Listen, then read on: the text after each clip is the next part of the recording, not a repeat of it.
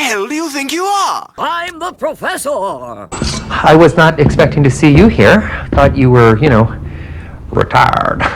People keep asking if I'm back, and I haven't really had an answer. But now, yeah, I'm thinking I'm back. Alright, I know the title of this slide, this episode, is a little weird coming from a dude who does daily crack-a-packs, but seriously, you need to stop cracking packs. Unless there's a point to it. Okay, I understand. Cracking a pack, getting your hands on some unopened Magic the Gathering cards, and just ripping through a bunch of packs is a hell of a lot of fun. And I am having a hell of a lot of fun doing my daily crack-a-packs to entertain my audience. But man, building a Magic collection, like the actual stuff that I cracked out of those packs to build decks, yes, I got a few cool commanders.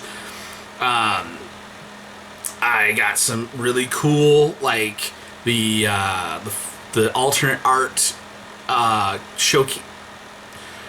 I want to call them showcase cards. They're the cool, flashy stuff. I got some cool stuff like that. But deck-wise, stuff that I absolutely need to take my cube and my rando collection of stuff that I kept and actually build decent competitive decks with it, it's not really the plan. Because honestly, there's no set chance. You get one random rare or mythic, one in every 8 packs has got a mythic. And if you're chasing a certain mythic, you can crack hundreds of packs until you actually get it. And packs aren't cheap, man. They're like $5 to $10 depending on what set you're buying. So it's always cheaper to just be like, listen, I need these like 7 cards. They're like $10 a piece. They're across a bunch of different sets. I can just order those as singles and get what I need. Personally, I did set myself the stipulation that I wasn't going to try to just go out and buy everything I needed. I wanted to try to win my stuff. So yeah, if you're winning prize packs, yeah, that's great. You crack open those prize packs, you have fun opening them, share the experience with your friends. But honestly, just go out and buy the stuff you need. And one thing that I will say, if you want a smart economic investment in buying packages to open and getting value out of it, Commander decks, man. Commander decks is what you want to be opening. Cool thing is, the new ones, they come with like 2 random, they come with a pack of 2 of the collector's booster cards, so you get some cool full art foil stuff in there. I got some cool stuff out of those. You'll see that more toward the end of the crack-a-packs. But yeah, it's always felt like it trapped me. It was one of the biggest level up adjustments I ever had, because when I first got into Magic, that was all I would ever do. I would hardly ever buy singles. I would just buy packs and just be like, I'm just gonna buy some packs and rip them open. Yeah, I got this cool thing, and then I build a deck, or find a deck that I got that I put stuff into, and I just ended up with like a ton of bulk. You end up with so much. I mean, I've got like this plus another booster box is full of just stuff that I'm never gonna play with, and you start feeling like you're scratching off lotto tickets when you're just ripping stuff open.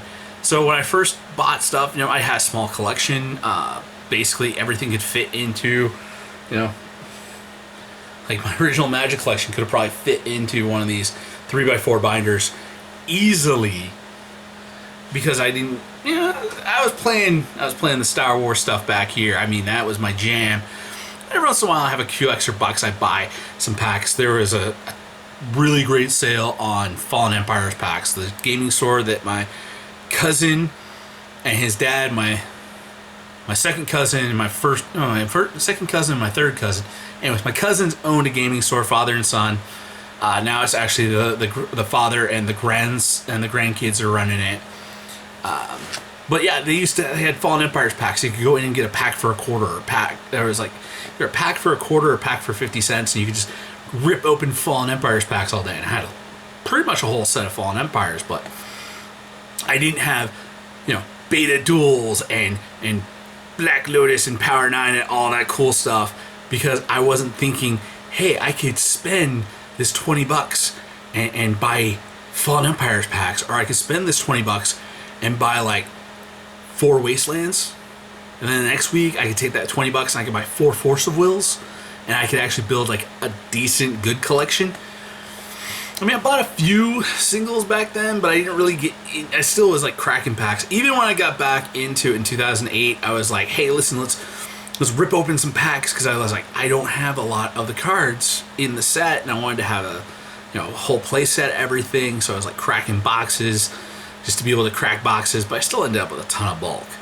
And I would foolishly buy a box of like, oh yeah, I need some stuff out of the new set. I'd buy the whole box, end up with tons of rares that I couldn't really trade off, bunch of bulk that I wouldn't be able to do anything with. It would just pile up, and it's like, for somebody who likes the efficiency of having a small collection, of having something that's bespoke and centered and doesn't fill up an entire back of my car or bookshelf full of binders like I do with Star Wars.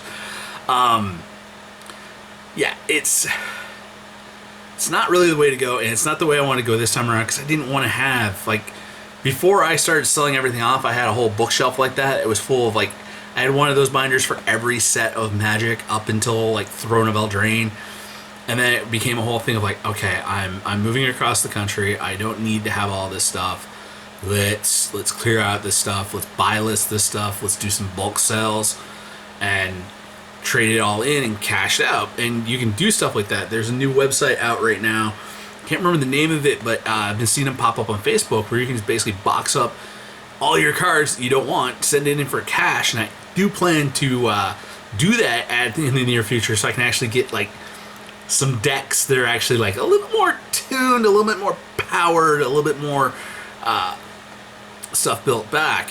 But I don't like the idea of just lotto ticking it. And when I stopped doing that, and was when right around the time that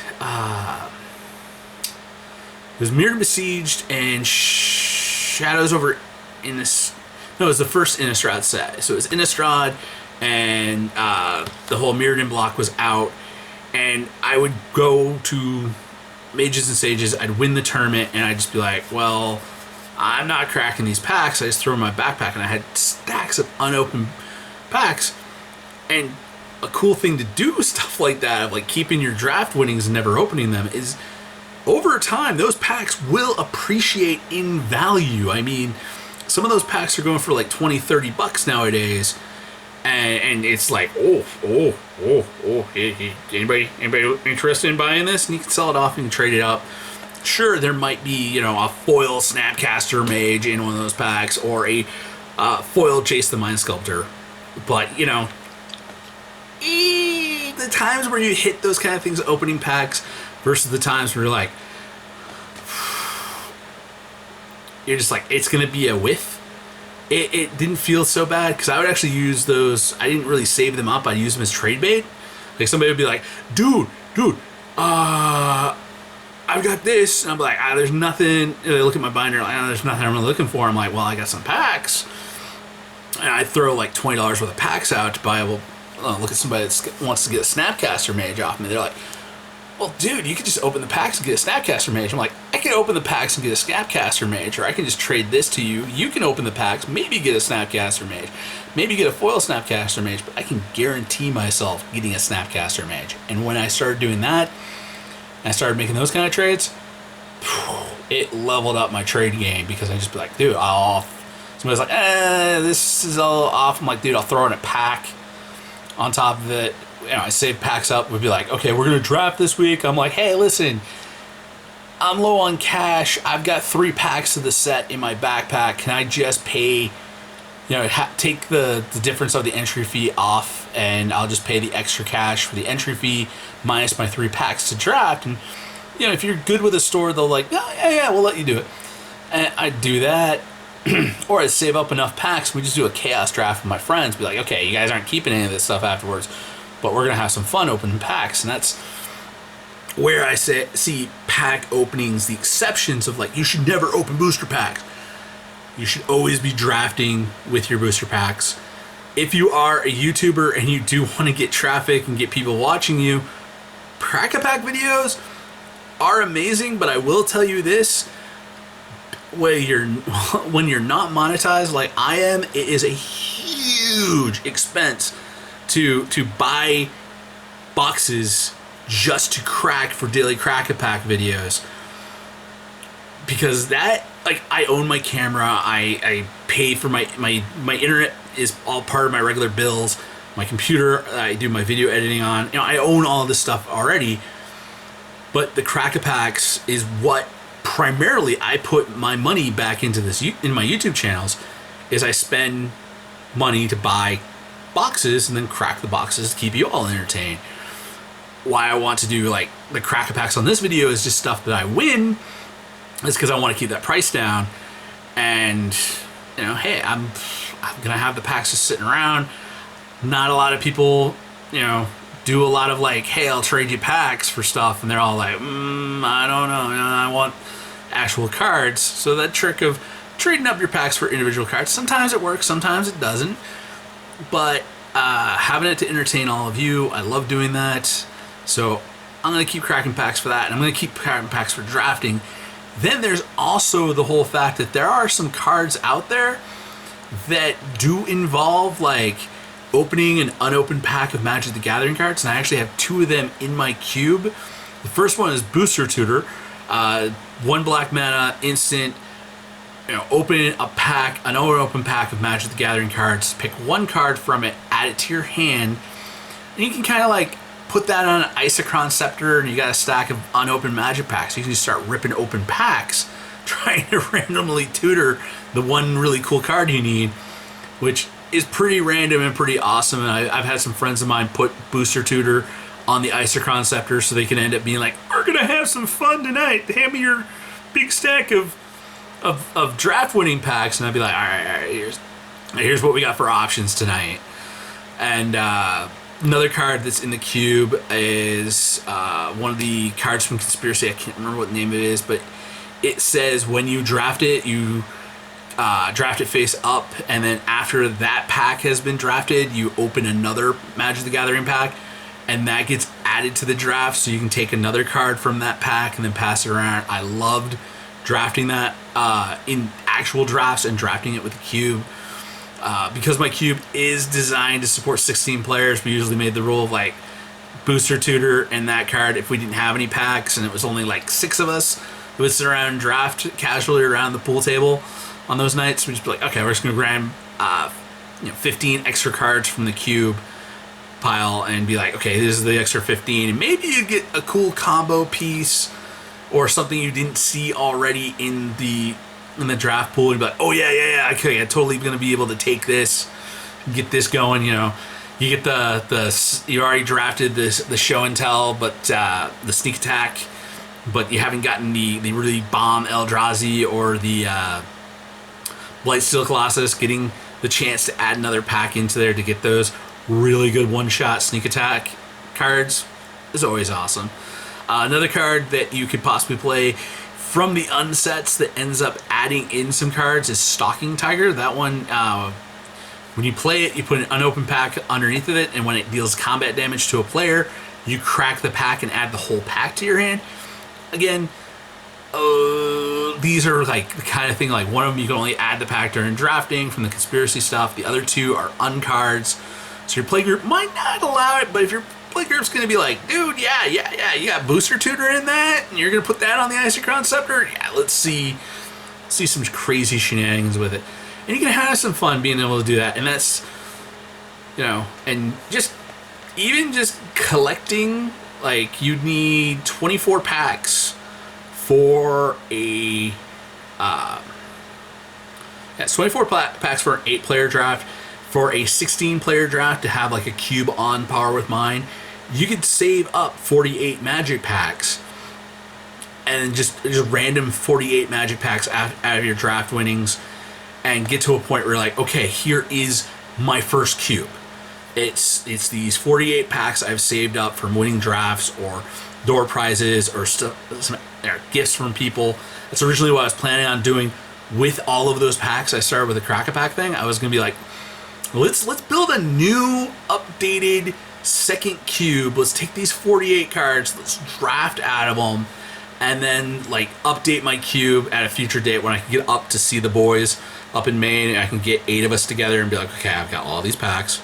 We're gonna draft all of this, and excuse me, we're gonna have a good night sitting around the pool table drafting, and like then sit around afterwards and vote like, okay, this gets to stay in, this gets to stay in. Like basically look at all the cards that made our main deck, be like, these stay.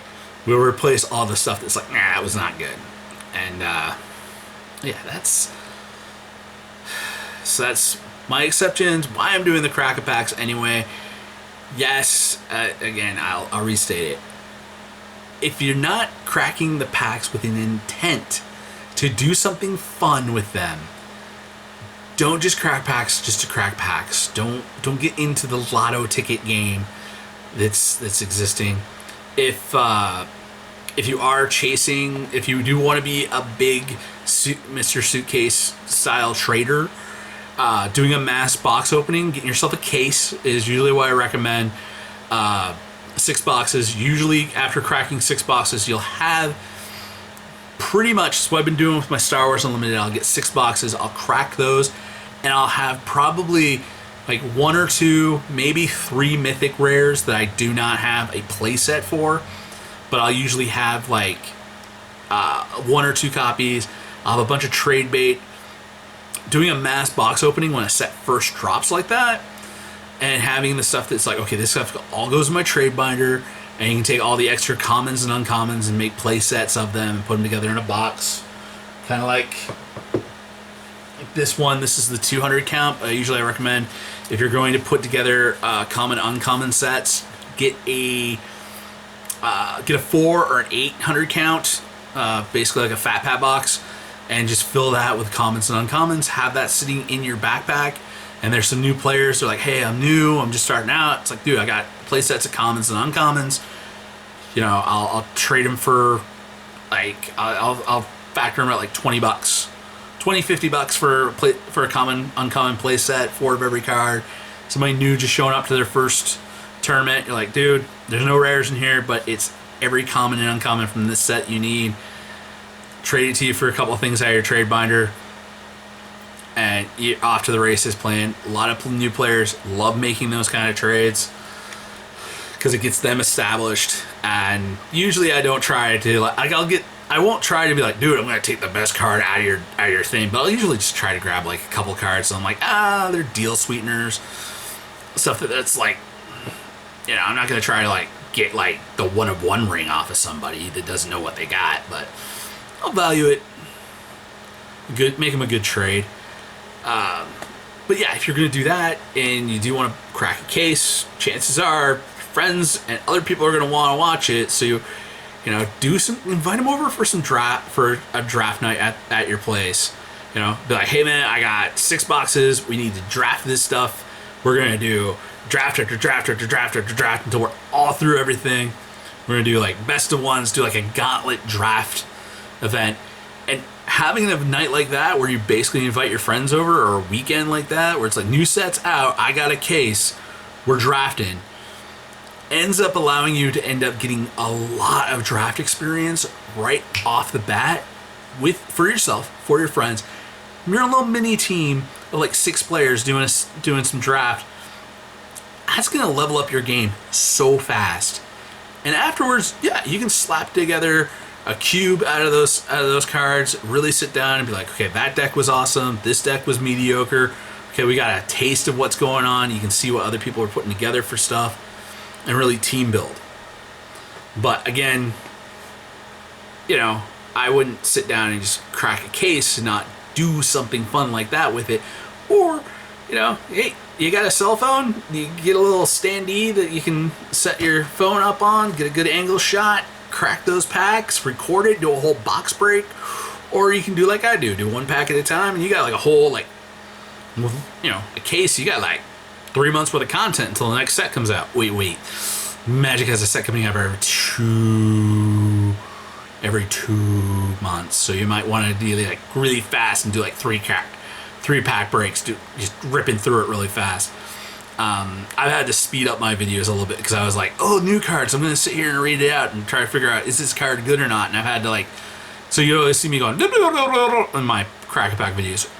That will hopefully be fixed once I'm back after this big collection of packs that I opened.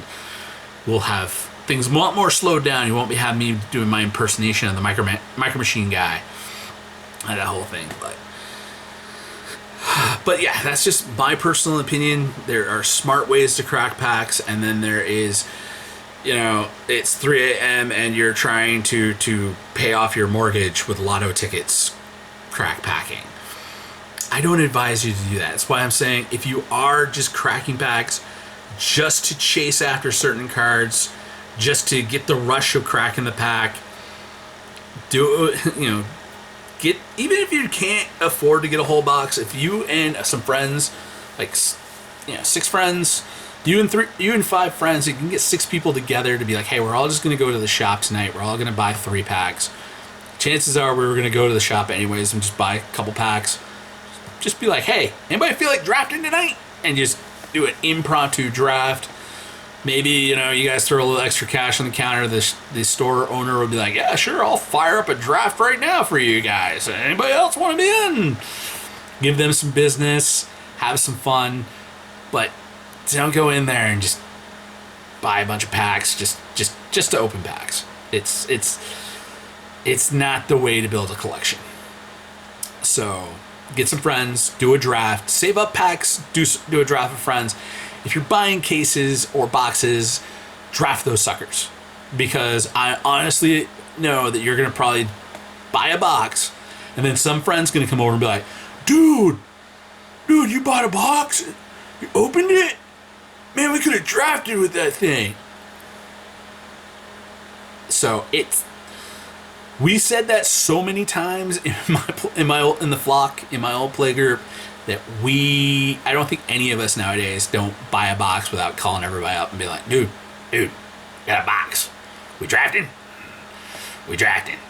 So, all right, that's all I got for this week. So, peace.